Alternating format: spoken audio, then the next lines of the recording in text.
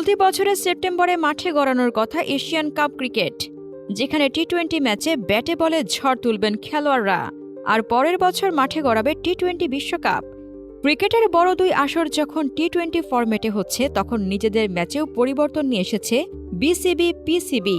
One day খেলার কথা থাকলেও তাদের বদলে টি-20 সিরিজ খেলবে দুই দেশ। চ্যাম্পিয়ন্স ট্রফিতে ভরাডুবি হয়েছে দুই দলের।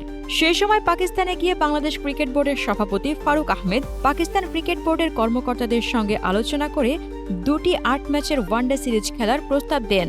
তার প্রস্তাবে সাড়া দেয় পিসিবিও। তবে টি-20 বিশ্বকাপ সামনে রেখে দুই দেশের মধ্যে আসন্ন দুটি সিরিজে পরিবর্তন আনা হয়েছে। নতুন সিদ্ধান্ত অনুযায়ী মে মাসে পাকিস্তান এবং জুলাই মাসে বাংলাদেশে হতে যাওয়া দুটি সিরিজের ৮টি ম্যাচই হবে টি-20 ফরম্যাটে।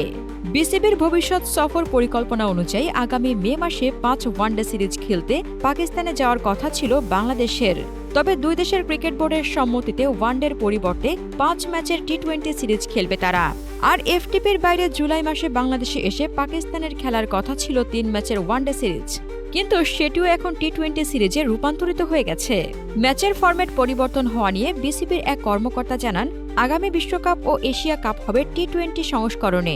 মূলত এ কারণেই দুই বোর্ড মনে করেছে এখন টি-20 ম্যাচেই বেশি খেলা উচিত। তাছাড়া আমাদের মতো পাকিস্তান দলও ট্রানজিশন প্রক্রিয়ার মধ্য দিয়ে যাচ্ছে, তাদেরও অনেক অভিজ্ঞ খেলোয়াড় দলে নেই।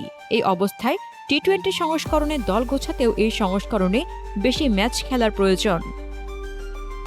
বাংলাদেশে আগামী ২০, ২২ ও ২৪ জুলাই মিরপুরে হোম অব ক্রিকেটে ৩ ম্যাচের টি-20 সিরিজ খেলবে পাকিস্তান।